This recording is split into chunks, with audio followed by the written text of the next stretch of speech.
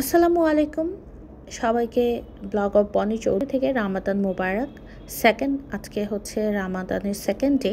So আপনারা নৌকা পানি সব কিছু দেখে বুঝেই নিয়েছেন যে আমি কোথায় গিয়েছি। এই পরিবেশটা আগে ছিল না, বাট এখন এই পরিবেশের নামটা আমার বলতেই ভয় লাগছে, কারণ যে জায়গায় গিয়ে আমরা কখনোই পাথর তোলা বা নৌকা দিয়ে পাথর নিয়ে যাওয়া এই সিনটা দেখি নাই। আজকে আমাকে সেই জায়গায় গিয়ে 5 আগস্টের পর থেকে এইরকম কর্মকাণ্ড চলতেছে।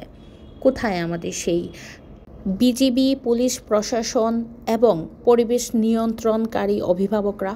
আপনারা কোথায়? আপনারা কি দেখতে পাচ্ছেন বুলাগঞ্জ সাদা পাথরের অবস্থা? আপনারা অবশ্যই 5 আগস্টের পরে অনেকেই গিয়েছেন। বিজিবি দেখলাম নৌকা দিয়ে ট্রল দিচ্ছেন, এইদিকে ওইদিকে যাচ্ছেন। তো একই অবস্থা। আমরা বুলাগঞ্জ সাদা পাথর সিলেটের অন্যতম একটা বিখ্যাত স্থান হিসেবে পরিচিত, ভ্রমণ বিলাসী মানুষের জন্য আকর্ষণীয় একটা স্থান। আর সেটা কেন? অবশ্যই সেটা সাদা পাথর আছে বলেই। এর বিশেষত্ব হলো বুলাগঞ্জের সাদা পাথর অন্যান্য এক উদাহরণ। পাথরের সব রাজ্য আর নীল আকাশ, সাথে আছে পাশে মেঘালয় পাহাড় পর্বত। এই জায়গাটা ছিল পুরোই অচেনা। 1960 সালে দুর্গম ছিল। 1964 সালে সাতক ভোলাগঞ্জ লাইন নির্মিত হয়। এই পথে ভারত থেকে চুনা পাথর আমদানি হতো। এলাকা দূষিত হয়ে গিয়েছিল। তারপরে হচ্ছে যে সবচেয়ে বড় কথা হচ্ছে এখানে অনেকগুলো ক্রাশার মিল ছিল, মেশিন ছিল। এগুলাকে দেখে বা এই এলাকার কথা চিন্তা করে বা প্রাকৃতিক সৌন্দর্য রক্ষার্থে 2016 সালে তৎকালীন সরকার পরিবেশের কথা আগেই বলেছি চিন্তা করে পাথর কোয়ারি বা পাথর ভাঙার শিল্প বন্ধ করার ঘোষণা করেন।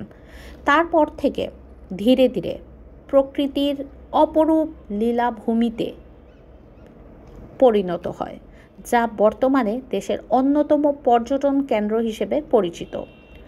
ধুলাই নদী থেকে আসা পাথর হাজার গুণ সৌন্দর্য বাড়ায় এই সাদা পাথরের, যা পর্যটককে হাতছানি দিয়ে ডাকে।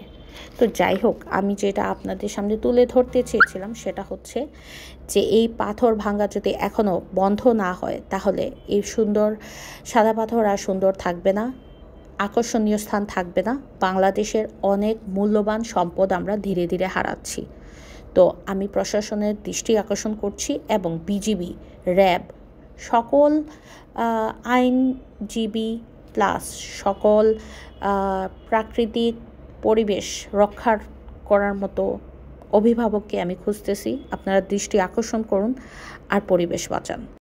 সাদা পাথরের সৌন্দর্য রক্ষা করুন, পাথর তোলাটা বন্ধ করে পরিবেশকে আগের মতো সুন্দরের লীলাভূমিতে পরিণত করুন।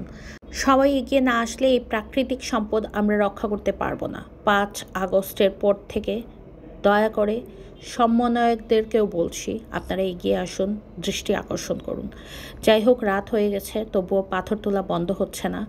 পাথর তুলতেছে অবৈধভাবে। তো আমি পরবর্তীতে বাসায় চলে এসেছি। আর বাসায় আসার পথে সাদা পাথরের রাস্তায় একটু প্রবলেম হয়েছিল, সেজন্য রোড ব্লক ছিল। আমরা অন্য একটা রাস্তা দিয়ে এসেছি, যেটা হচ্ছে বাদাঘাটের দিয়ে এসে বের হতে হয়।